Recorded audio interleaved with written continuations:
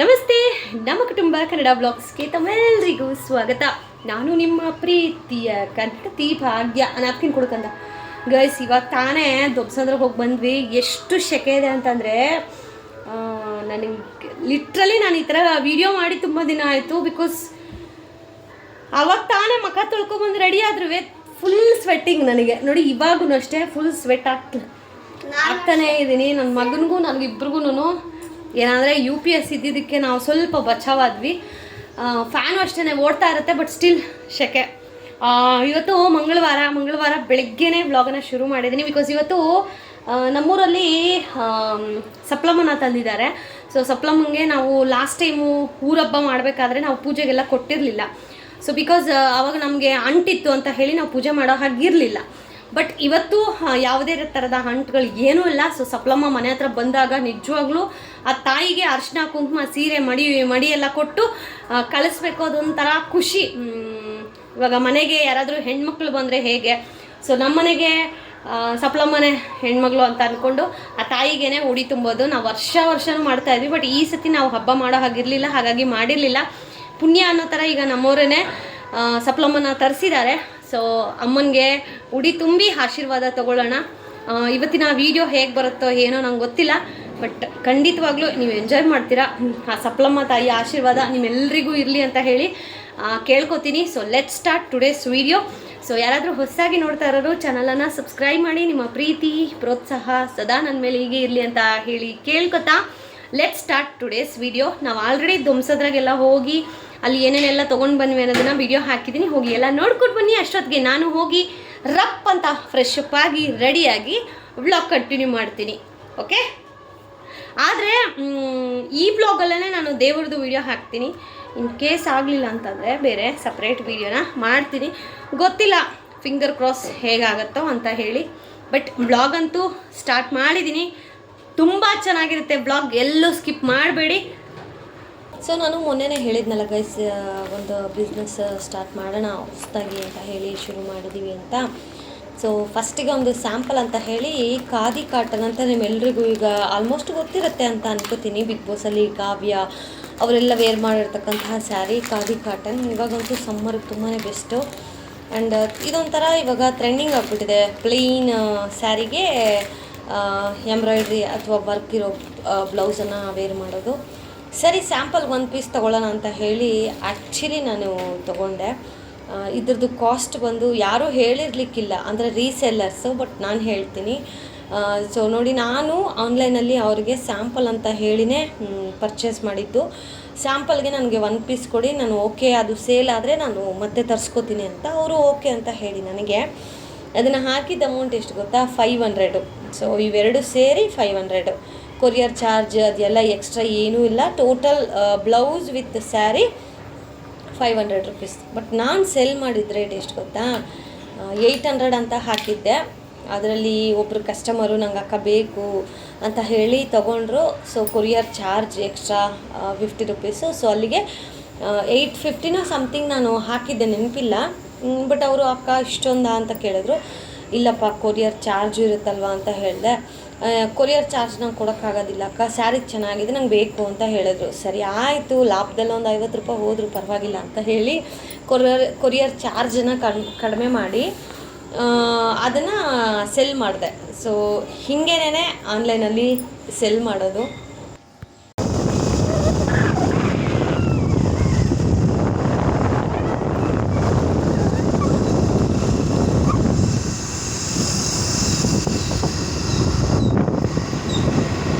ಅಂದರೆ ಲೆಕ್ಕ ಹಾಕ್ಕೊಳ್ಳಿ, ನಾನು ಒಬ್ಬಳು ಸೆಲ್ಲರ್ ಆಗಿ ಈಗ ನಾನು ಒಂದೇ ಸ್ಯಾರಿನ ಸೆಲ್ ಮಾಡಿದ್ದು, ಅಂದರೆ ಸ್ಯಾಂಪಲ್ಗೆ ತರಿಸ್ಕೊಂಡು. ಬಿಕಾಸ್ ನಾನು ಯಾವತ್ತೂ ಸ್ಯಾರಿ ಬಿಸ್ನೆಸ್ ಮಾಡಿಲ್ಲ.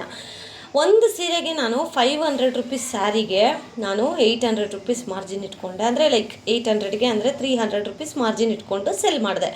ನೀವು ಲೆಕ್ಕ ಹಾಕಿ ನಾರ್ಮಲಾಗಿ ರೀಸೆಲ್ ಮಾಡೋರು, ಈಗ ದೊಡ್ಡ ಸೋ ಕಾಲ್ಡ್ ಏನಿದ್ದಾರೆ ಅವರು ಎಲ್ಲರೂ ಒಂದು ಸೀರೆ ಮೇಲೆ ಏನಿಲ್ಲ ಅಂತ ಅಂದರು ನಾನಾದರೂ 300 ರುಪೀಸ್ ಮಾರ್ಜಿನ್ ಇಟ್ಕೊಂಡು ಸೆಲ್ ಮಾಡಿದೆ. ಬಟ್ ಇನ್ನೂ ಕೆಲವರು 500, 1000 ಈ ರೀತಿ ಮಾರ್ಜಿನ್ಗಳನ್ನು ಇಟ್ಕೊಂಡು ಸೆಲ್ ಮಾಡ್ತಾರೆ. ನಮ್ಮ ಜನಕ್ಕೆ ಬುದ್ಧಿ ಇಲ್ಲ, ಎಲ್ಲೂ ಸಿಗಲ್ಲ ಅನ್ನೋ ಥರ ಹೋಗಿ ಆನ್ಲೈನಲ್ಲಿ ಪರ್ಚೇಸ್ ಮಾಡ್ತಾರೆ. ಆಲ್ರೆಡಿ ಅವ್ರ ಹತ್ರ ತುಂಬ ಚೆನ್ನಾಗಿ ಸೆಲ್ ಆಗ್ತಾ ಇರುತ್ತೆ. ಇನ್ನೊಬ್ರು ಯಾರೋ ಹೊಸದಾಗಿ ಏನೋ ಒಂದು ಸಣ್ಣದಾಗಿ ಬಿಸ್ನೆಸ್ ಮಾಡ್ತಾ ಇದ್ದಾರೆ ಅಂದರೆ ಅಂಥವ್ರಿಗೆ ಸಪೋರ್ಟ್ ಮಾಡೋದಿಲ್ಲ. ಒಂದು ಕುರಿ ಹಳ್ಳಕ್ಕೆ ಬಿದ್ದರೆ ಎಲ್ಲ ಕುರಿ ಹೋಗಿ ಬೀಳ್ತವೆ ಅಂತಾರಲ್ಲ, ಈಗ ಹೇಗಿದ್ರೂ ಅವರು ಸ್ವಲ್ಪ ನೇಮ್ ಫೇಮೆಲ್ಲ ಇರುತ್ತೆ.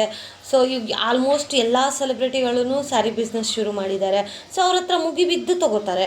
ಯಾವರು 500 ರೂಪೀಸ್ ಎಕ್ಸ್ಟ್ರಾ ಹೇಳಿದ್ರು ತೊಗೋತಾರೆ, 1000 ರೂಪೀಸ್ ಎಕ್ಸ್ಟ್ರಾ ಹೇಳಿದ್ರು ಇವರು ಪರ್ಚೇಸ್ ಮಾಡ್ಕೋತಾರೆ.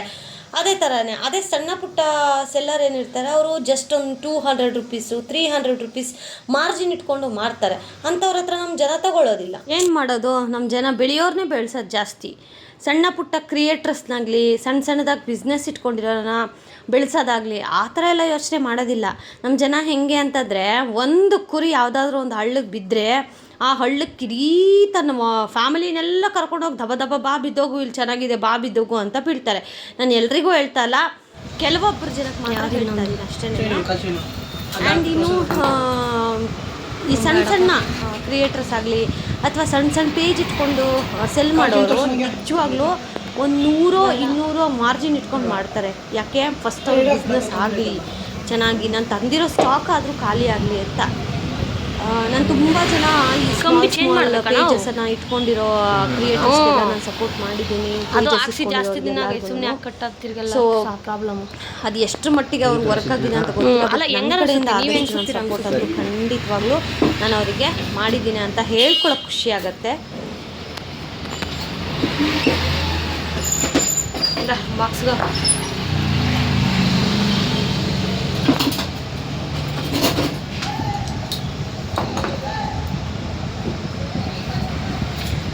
ಆಮೇಲೆ ಇನ್ನೂ ಅದು ಮಾಂಗಲ್ಯ ಚೈನ್ ಎಲ್ಲ ಚೇಂಜ್ ಮಾಡಿಸ್ಬೇಕಿತ್ತು. ಅದಕ್ಕೆ ಅವರು ಹಾಗೇ ವಿತ್ ಕಂಬಿ ಹಾಕ್ತಾಯಿದ್ರು. ಬೇಡಪ್ಪ, ಕಂಬಿದು ತೆಗೆದುಬಿಟ್ಟು ಹಾಕಿ, ಬಿಕಾಸ್ ಜಾಸ್ತಿ ದಿನ ಆಗಿದೆ, ಆ ಕಂಬಿನ ಆಮೇಲೆ ಕಟ್ಟಾದರೆ ಮತ್ತೆ ಬರಬೇಕು, ಪದೇ ಪದೇ ಮಾಂಗಲ್ಯ ತೆಗೆಯೋದು ಒಳ್ಳೆಯದಲ್ಲ. ಹಾಗಾಗಿ ಸೊ ಮೊದಲೆಲ್ಲನೂ ಈ ಕರಿಮಣಿ ಬರುತ್ತಲ್ಲ ಗೈಸ್, ಅದನ್ನ ಪೋಣಿಸ್ಕೊಂಡು ಹಾಕೋತಾಯಿದ್ದು. ಸೊ ಅದೇನಂತಂದರೆ ಪೋಣಿಸ್ಕೊಂಡಾಗ ಒಂದು 3-4 ಮಂತ್ಸಿಗೆ ಮತ್ತೆ ಕಟ್ಟಾಗೋದು, ಅಂದರೆ ನೀರಲ್ಲಿ ಇರ್ತೀವಲ್ಲ ಹಾಗೆ. ಸೊ ಸುಮ್ಮನೆ ಯಾಕೆ ರಿಸ್ಕು ಅಂತ ಹೇಳಿ ನಾವು ಹಾಕಿಸ್ಕೊಬಿಡೋದು ಈ ಥರ ಹೋಗ್ಬಿಟ್ಟು. ಸೊ ದಟ್ ಒಂದು 6 ಮಂತ್ಸು 1 ಇಯರ್ ಅಷ್ಟೊತ್ತಿಗೆ ಆರಾಮಾಗಿ ಅದು ಸರ್ವೇ ಆಗುತ್ತೆ. ಸೊ ಇನ್ನು ಬೆಳಗ್ಗೆನೇ ಬಂದಿದ್ದರಿಂದ ಫುಲ್ ಹೊಟ್ಟೆ ಹಸಿತಾ ಇತ್ತು ಅಂತ ಹೇಳಿ ಹೋಟೆಲ್ಗೆ ಹೋಗಿ ಬ್ರೇಕ್ಫಾಸ್ಟ್ ಮಾಡ್ತಾಯಿದ್ದೀವಿ. ಪರ್ಯಂತನ ಕರ್ಕೊಂಡು ಹೋಗಿರಲಿಲ್ಲ, ಅವನಿಗೂ ಪಾರ್ಸಲ್ ಏನಾದರೂ ತೊಗೊಂಡು ಹೋಗೋಣ ಅಂತ ಹೇಳಿ ಈಗ ನಾನು ಮತ್ತು ನಮ್ಮ ಯಜಮಾನ್ರು ಇಬ್ಬರೂ ಇಲ್ಲಿ ಟಿಫನ್ ಮಾಡೋಕ್ಕೆ ಬಂದಿದ್ದೀವಿ. ನಾನು ನೀರು ಕೇಳಿದ್ರೆ ನೀನು ಕುಡಿತಾ ಇದೆಯಾ? ಬಿಚ್ಕೊಡ್ರಿ. ಇವಾಗ ನೀನೇನು ಹೇಳಿದ್ಯಾ?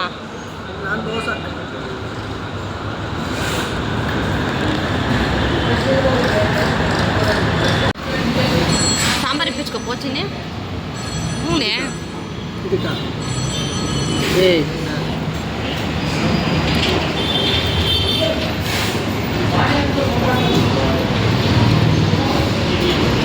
ಸೊ ಈಗ ನಾನು ಎಲ್ಲಾದರೂ ಆಚೆ ಹೋಗ್ತೀನಂದರೆ ಲಿಟ್ರಲಿ ಹೇಳ್ತೀನಿ ಗಾಯ್ಸ್, ಆ ಸೆಕೆಗೆ ನನ್ನ ಕೈಯಲ್ಲಿ ಯಾವಾಗ ಮನೆಗೆ ಬರ್ತೀನಪ್ಪ ಅಂತ ಅನಿಸುತ್ತೆ, ಅಷ್ಟು ಸೆಕೆ ಆಚೆಗಡೆ. ಇವಾಗಂತೂ ಪರ್ಯಂತನ ಅಲ್ಲಿ ಇಲ್ಲಿ ಸುತ್ಸೋದಾಗಿರಲಿ ಇವೆಲ್ಲ ಮಾಡ್ತಾಯಿದ್ದೀವಿ. ತುಂಬ ಟಯರ್ಡ್ ಫೀಲ್ ಆಗ್ತಾಯಿದೆ, ಬಟ್ ಸ್ಟಿಲ್ ಆ ಹ್ಯಾಪಿನೆಸ್ ಇದೆಯಲ್ಲ ಅದನ್ನು ಎಂಜಾಯ್ ಮಾಡೋದೇ ಒಂದು ಖುಷಿ. ಆ್ಯಂಡ್ ನಿಮ್ಮೆಲ್ಲರಿಗೂ ನಾನು ಆಗಲೇ ಹೇಳ್ದಾಗೇ ಒಂದು ಹೊಸ ಬಿಸ್ನೆಸ್, ಸ್ಯಾರಿ ಬಿಸ್ನೆಸ್ಸು ಸ್ಯಾಂಪಲ್ಗೆ ಅಂತ ಒಂದು ತರಿಸಿ ಮಾಡಿದ್ದೀನಿ. ಸೊ ದೇವ್ರ ದಯೆ, ರಾಯರ ಆಶೀರ್ವಾದ. ನಾನು ಏನೂ ರಾಯರನ್ನು ನನಗಿದು ಬೇಕು ರಾಯರೇ ಕೊಡಿ ಅಂತ ಕೇಳಲ್ಲ. ರಾಯರಿಗೆ ಗೊತ್ತು ಜೀವನದಲ್ಲಿ ಏನು ಕೊಡಬೇಕು ಏನು ಕೊಡಬಾರ್ದು, ಯಾವ ರೀತಿ ನನ್ನನ್ನು ಕರ್ಕೊಂಡು ಹೋಗಬೇಕು ಅಂತ ನನ್ನಪ್ಪ ರಾಯರಿಗೆ ಗೊತ್ತು ಅಂತ ನಾನು ಅಂದ್ಕೊಂಡಿದ್ದೀನಿ.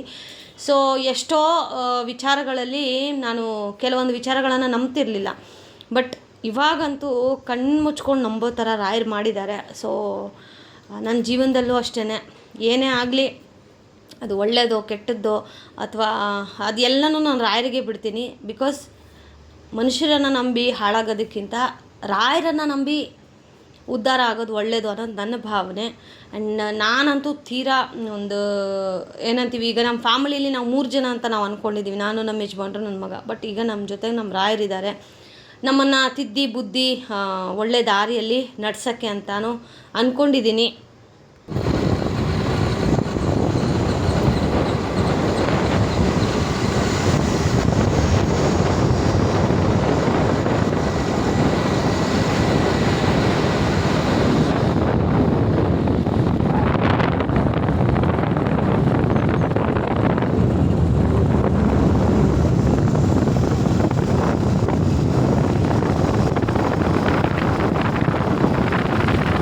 ಸೊ ಇನ್ನು ಬರಬೇಕಾದ್ರೆ ಪರ್ಯಂತ್ಗೂ ಅಷ್ಟೇ ಇಡ್ಲಿ ತೊಗೊಂಬಂದಿದ್ದೆ. ಸೊ ಅದಾದಮೇಲೆ ಆ ತಾಟ್ನಿಂಗೂ ತೊಗೊಂಡೆ, ತುಂಬ ದಿನ ಆಗಿತ್ತು. ಆಮೇಲೆ ಅದು ತುಂಬ ಒಳ್ಳೆಯದು ಬಾಡಿಗೆ, ತಂಪು ಅಂತ ಹೇಳಿ. ಆಮೇಲೆ ನಮ್ಮ ಯಜಮಾನ್ರು ಪೈನಾಪಲ್ ತೊಗೊಂಡ್ರು. ಇನ್ನು ಪೂಜೆಗೆ ಏನೇನೆಲ್ಲ ಐಟಮ್ ಬೇಕಲ್ಲ ಅವೆಲ್ಲ ತೊಗೊಂಬಂದಿದ್ವಿ. ಆಮೇಲೆ ಅಕ್ಕನೂ ಹೇಳಿದರು ನನಗೆ ಹೂವು ಮತ್ತು ಸೇವಂತಿಗೆ ಹೂವು ಮತ್ತು ಮಲ್ಲಿಗೆ ಹೂವು ತೊಗೊಬಾ ಅಂತ ಹೇಳಿ. ಸರಿ, ಅದನ್ನು ತೊಗೊಂಬಂದಿದ್ದೆ. ಅವ್ರಿಗೊಂದು 2 ಮೊಳ, ನಮಗೊಂದು 3 ಮೊಳ ಅಂತ.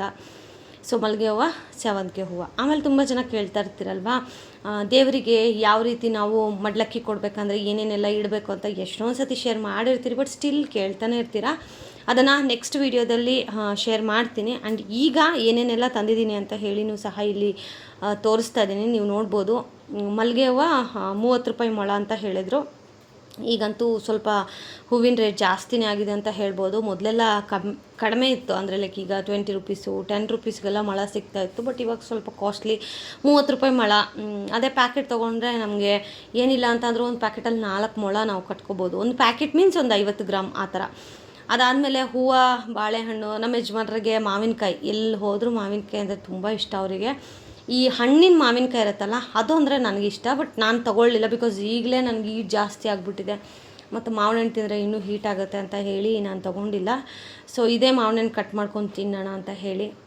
ಆ್ಯಂಡ್ ಬಾಳೆಹಣ್ಣು, ಅದ್ರ ಜೊತೆಗೆ ಎಲೆ, ಅಡಿಕೆ, ಕಡ್ಡಿ, ಕರ್ಪೂರ, ಎಲ್ಲವನ್ನು ಪೂಜೆಗೆ ಏನೇನು ಬೇಕು ಎಲ್ಲ. ಆಮೇಲೆ ತಾಟ್ನಿಂಗು, ನಾನು ಆಗಲೇ ಹೇಳಿದ್ನಲ್ಲ, ಪೈನಾಪಲ್ಲು, ತಾಟ್ನಿಂಗು ಅವೆಲ್ಲನೂ ಸಹ ತೊಗೊಂಬಂದಿದ್ವಿ.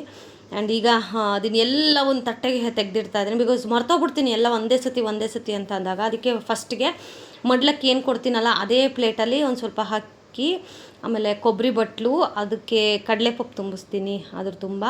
ಅದಾದಮೇಲೆ ಸಾಂಬ್ರಾಣಿ ಕಡ್ಡಿ ಪ್ಯಾಕೆಟು, ಅರಿಶಿನ, ಕುಂಕುಮ, ಕರ್ಪೂರ, ಎಲೆ ಅಡಿಕೆ, ಬಾಳೆಹಣ್ಣು, ಆಮೇಲೆ ಇದು ಅರಿಶಿನದ ದಾರ ನಾವು ಮುತ್ತೈದೆಯರಿಗೆ ಕೊಡ್ತೀವಲ್ಲ, ಯಾಕಂದರೆ ಆ ತಾಯಿನೂ ಮುತ್ತೈದೆ ಅಲ್ವಾ. ಸೊ ಅರಿಶಿನದ ದಾರ ಎಲ್ಲವನ್ನು ಇಟ್ಟು ಈಗ ರೆಡಿ ಮಾಡ್ತಾಯಿದ್ದೀನಿ. ಇನ್ನೂ ಸ್ನಾನಕ್ಕೆ ಹೋಗಿಲ್ಲ, ಹೀಟ್ರಿಗೆ ಹಾಕಿದ್ದೀನಿ. ಸೊ ಬಿಕಾಸ್ 2 ಗಂಟೆಗೆ ದೇವರು ಇಲ್ಲಿ ಬರುತ್ತೆ ಅಂತ ಹೇಳಿದ್ದಾರೆ. ಸೊ 2 ಗಂಟೆ ಅಷ್ಟೊತ್ತಿಗೆ ರೆಡಿ ಆಗಬೇಕು. ಸೊ ನಾವು ಹೋಗಿ ಬರೋಷ್ಟೊತ್ತಿಗೆ 11:15 ಆಗಿಬಿಟ್ಟಿತ್ತು. ಅಲ್ಲಿಂದ ಬಂದಮೇಲೆ ಹೀಟ್ರಿಗೆ ಹಾಕಿ ಪರ್ಯಂತ ಸ್ನಾನ ಮಾಡಿಕೊಂಡು, ನಮ್ಮ ಯಜಮಾನ್ರು ಮಾಡಿಕೊಂಡು, ನಾನು ಮನೆಯೆಲ್ಲ ಕ್ಲೀನ್ ಮಾಡಿ, ಅಂದರೆ ಕಸ ಗುಡಿಸಿ ಮನೆ ಒರೆಸಿ ರೆಡಿ ಆಗೋಷ್ಟೊತ್ತಿಗೆ 1:30-2 ಗಂಟೆನೇ ಆಗೋಯಿತು. ಸೊ ಅದಕ್ಕೇ ಆ ಟೆನ್ಷನಲ್ಲಿ ಮರೆಯೋದು ಬೇಡ ಅಂತ ಹೇಳಿ ಅಲ್ಲಿಂದ ಏನು ಬಂದಲ್ಲ, ಹೀಟ್ರಿಗೆ ಹಾಕಿದ ತಕ್ಷಣ ಮಾಡಿದ ಕೆಲಸ ಏನೇನು ಬೇಕೋ ಅದನ್ನೆಲ್ಲ ಸೆಗ್ರಿಗೇಟ್ ಮಾಡಿ ಒಂದು ಸೈಡಲ್ಲಿ ಇಡೋದು. ಸೊ ದಟ್ ನಾವು ಎಷ್ಟೇ ಟೆನ್ಷನಲ್ಲಿದ್ದರೂ ಏನೂ ಮರೆಯೋದಿಲ್ಲ ಅಂತ. ಆಮೇಲೆ ಸೀರೆನೂ ಅಷ್ಟೇ, ಯಾವ ಸೀರೆ ತೊಗೊಂಡಿದ್ದೀನಿ, ಏನು ಎತ್ತ, ದೇವರು ಎಷ್ಟು ಚೆನ್ನಾಗಿ ಅಲಂಕಾರ ಮಾಡಿದ್ದಾರೆ. ದೇವ್ರ ಹತ್ರ ದೇವ್ರದ್ದು ದರ್ಶನವೂ ಸಹ ನಿಮಗೆ ನಾಳಿನ ವೀಡಿಯೋದಲ್ಲಿ ಮಾಡಿಸ್ತೀನಿ. ಆ್ಯಂಡ್ ಇದಾಗಿತ್ತು ಇವತ್ತಿನ ವೀಡಿಯೋ. ನಿಮಗೆಲ್ಲ ಹೇಗೆ ಅನ್ನಿಸ್ತು ಅಂತ ಹೇಳಿ ಕಮೆಂಟ್ ಮಾಡಿ. ಒಂದು ಸ್ಮಾಲ್ ನೋಟ, ಇದೇ ಸ್ಯಾರಿ ಹೇಗಿದೆ ಅಂತ ನೆಕ್ಸ್ಟ್ ವೀಡಿಯೋದಲ್ಲಿ ತೋರಿಸ್ತೀನಿ. Lots of love. Bye bye.